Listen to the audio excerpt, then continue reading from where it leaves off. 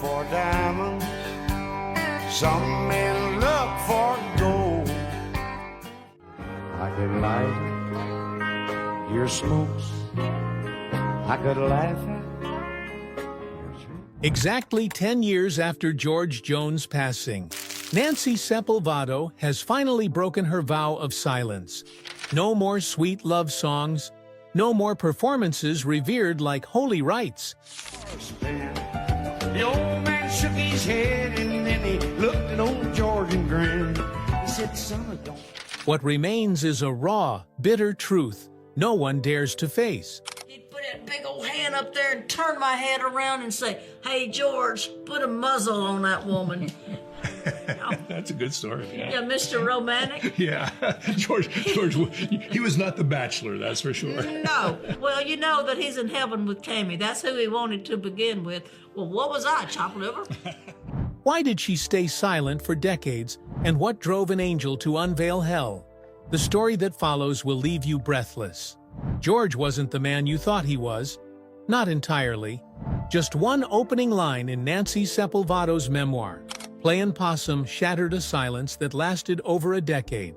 The words carry no resentment or accusatory tone, but each one is like a dagger piercing the legend the entire country music industry has preserved, even sanctified, for over half a century. I know that you're wandering all night, sitting alone. The man once called the greatest voice in country history turns out to have been a source of fear and pain for the person closest to him.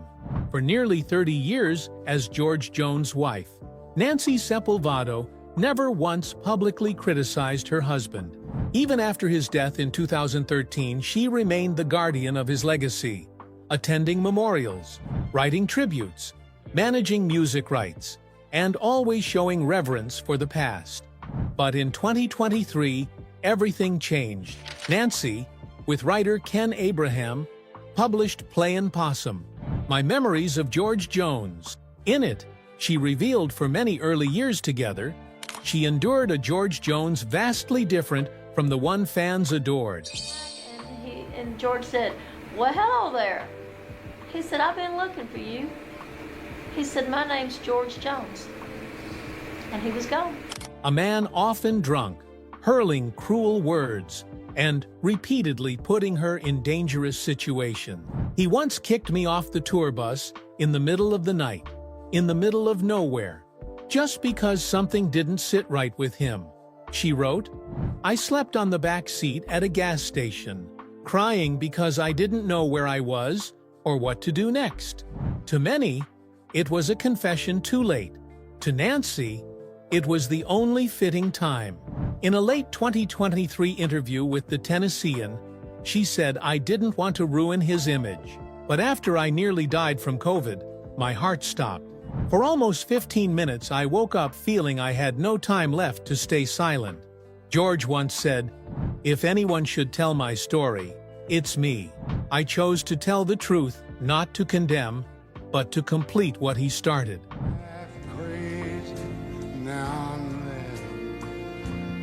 then, but he's still alive. That near-death experience made her replay their entire marriage like a slow-motion film.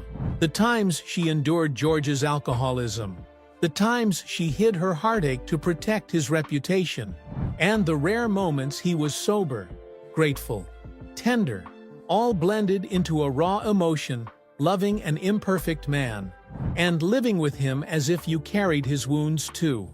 The public's reaction after the memoir's release was a true earthquake.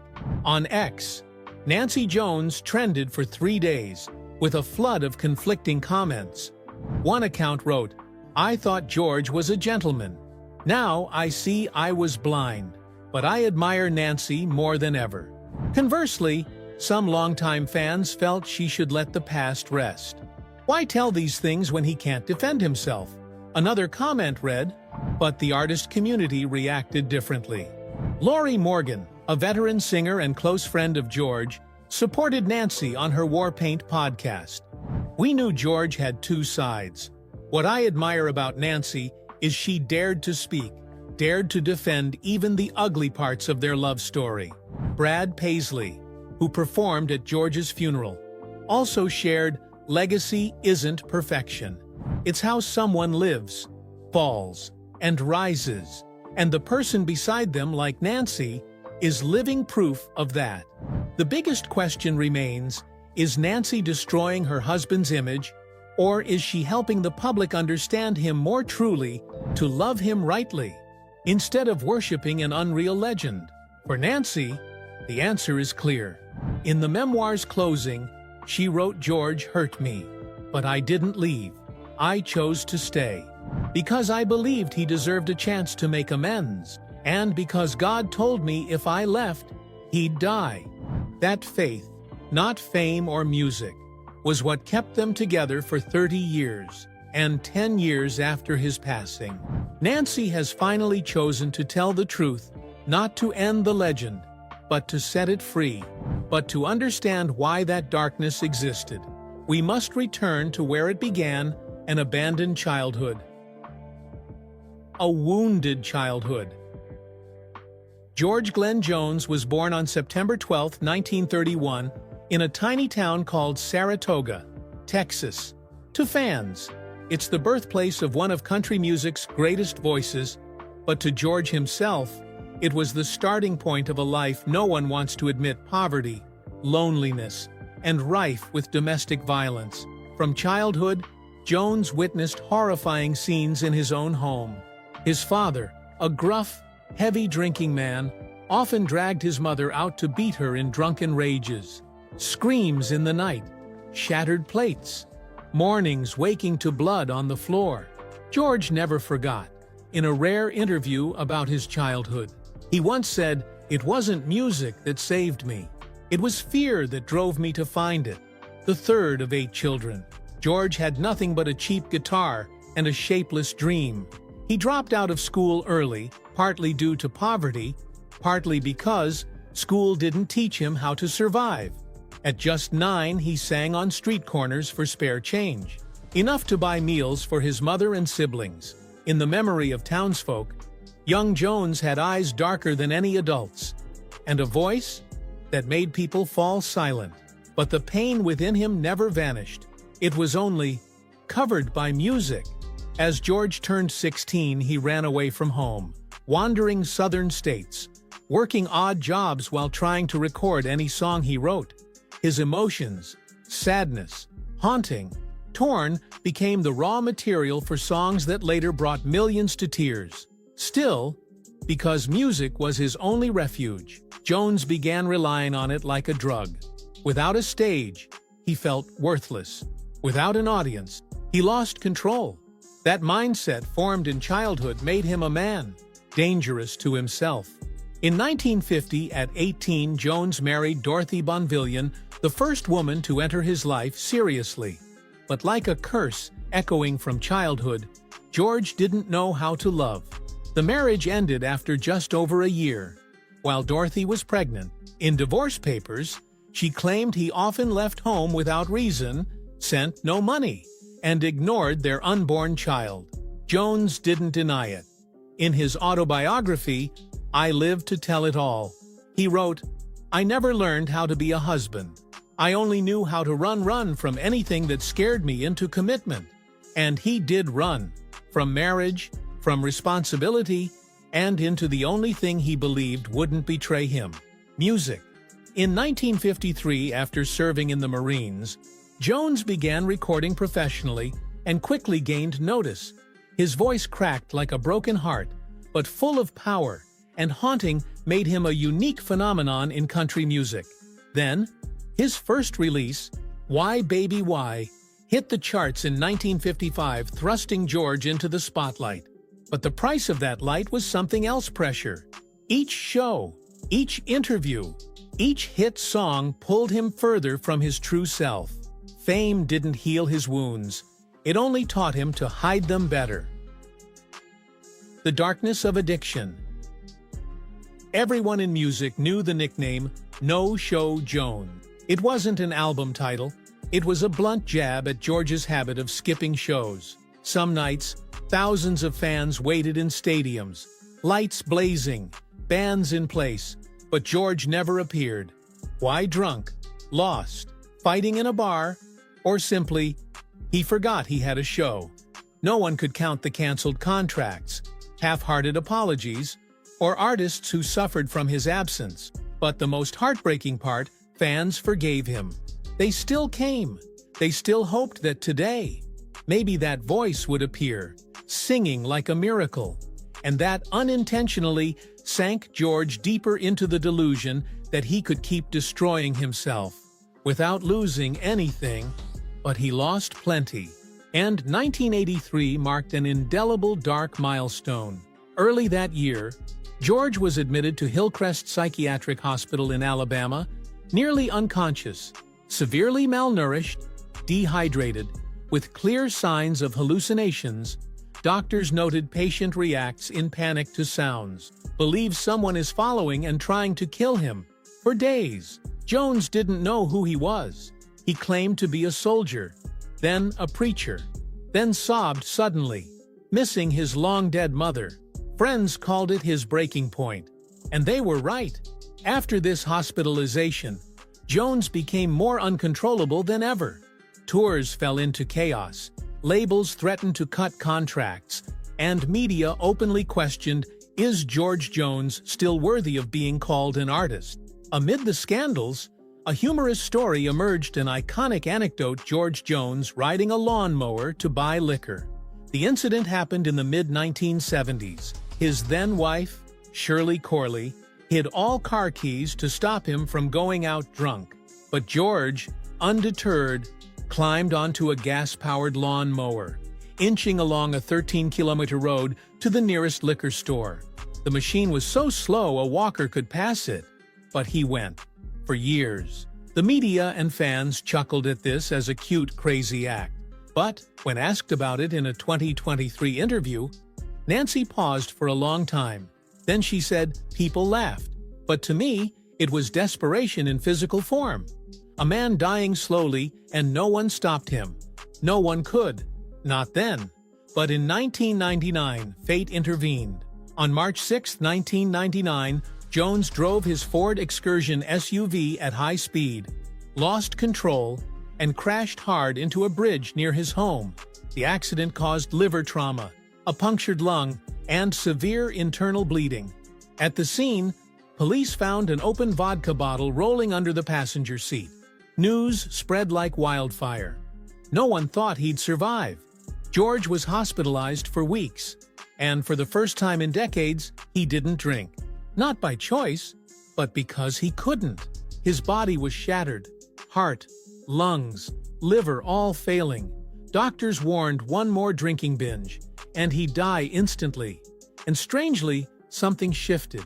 In those bedridden days, George began to cry, not from pain, but from remembering the times he abandoned loved ones, left fans waiting in vain, and the songs he wrote but never truly lived. After discharge, George Jones declared he'd quit addiction entirely. And for the first time, he actually did. Marriage to Nancy. When George Jones woke up in the hospital after the serious accident in 1999, the first thing he saw was not the ceiling lights or the doctors surrounding him. It was the hand of Nancy Sepulvado, his wife, gripping him tightly.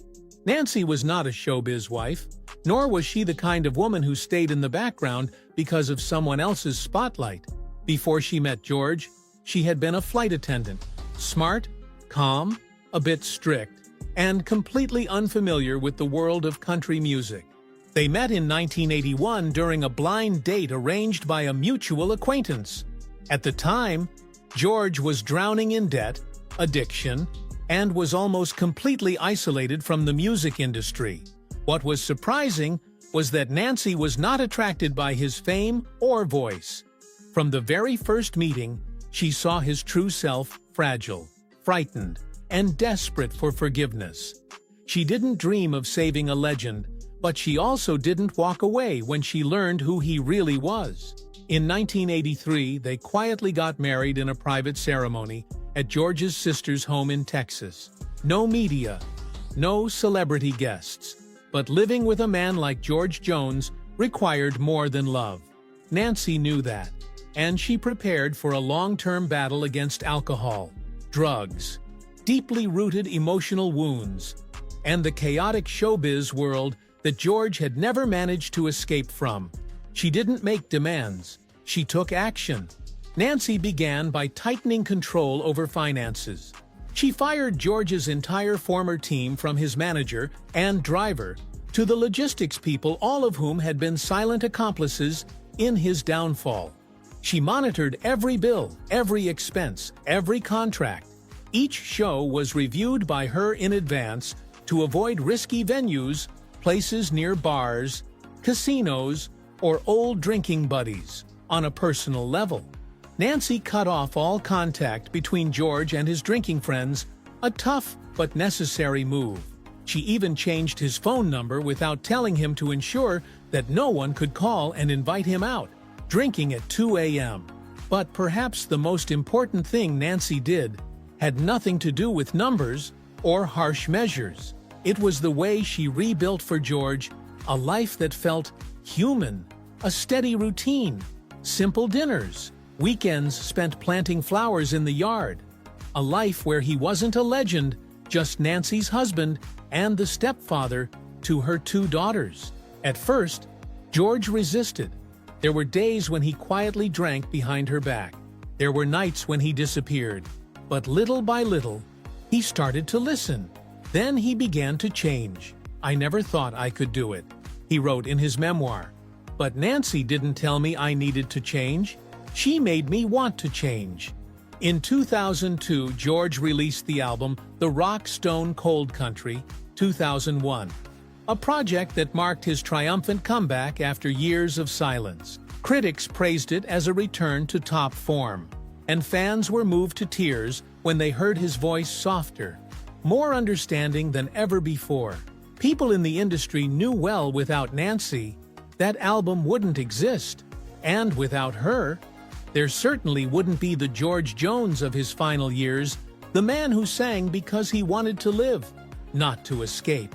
From 1999 to 2013, Jones lived more soberly than ever before. He was no longer no-show Jones, but a man who showed up on time, performed full sets, signed autographs for every fan, and Nancy was always there, sitting in the front row, silent, but with her eyes always following him. George didn't have children with Nancy, but her 2 daughters, Adina and Jennifer, both called him the best dad our mother ever had. In 2023, Adina was in a serious accident involving a lawnmower and lost her entire heel bone. Nancy was already in her 70s by then, but she took George's place and cared for Adina in the hospital for months, as if she were still continuing her journey to heal everything her husband had once unintentionally broken. George once called Nancy the gift I didn't deserve, but the truth is, she was the one who made him deserving. And now, with all the lights turned off, the final question that must be asked is this: what did George Jones truly leave behind for the world? An imperfect legacy. When George Jones drew his last breath on April 26, 2013, at Vanderbilt Hospital in Nashville, he departed this world with the title of the greatest living country artist, leaving behind more than 160 songs that charted on Billboard, dozens of prestigious awards, and a voice once described as the sound of a breaking heart in the desert. The song, He Stopped Loving Her. Today, a track consistently ranked #1 on every country music chart, was initially rejected by George himself, who thought it was too slow and sorrowful. And still, to this day, it remains the most played song at funerals, tribute events, and memorial videos on YouTube every year on the anniversary of his passing. His name was etched into the Country Music Hall of Fame in 1992 alongside 2 Grammy Awards, a multitude of CMA and ACM awards. In 2023, Rolling Stone magazine ranked him 24th on the list of the 200 greatest singers of all time, even above legends like Ray Charles, David Bowie, and Adele. That speaks to a simple truth: despite the scars of life. George was an untouchable monument in music. From Alan Jackson and Randy Travis to Chris Stapleton, many country artists who came after him openly stated that they grew up with the voice of George Jones. They didn't just imitate his vocal runs or phrasing, they also learned his attitude on stage: no pretending, no showing off. Only truth can reach the audience's heart. Even artists outside of country music, like Bob Dylan, Elvis Costello, and even Keith Richards of the Rolling Stones, have admitted to being influenced by how George expressed pain. If I ever learned how to tell a story through music, it was because of George. Dylan once wrote, toward the end of his life, when his voice had grown hoarse and his breath had shortened, George still kept performing not for money, but for the audience. During those final shows at the Grand Ole Opry, he could barely make it through a full song. Still, no one left their seat, because they didn't come for a flawless performance. They came to witness a legend still fighting not with the crowd, but with himself. And that perhaps is the deepest legacy George Jones ever left behind. If you also believe that an honest legacy deserves respect, leave a comment below. Hit like, share, and subscribe so you won't miss any untold stories about music legends.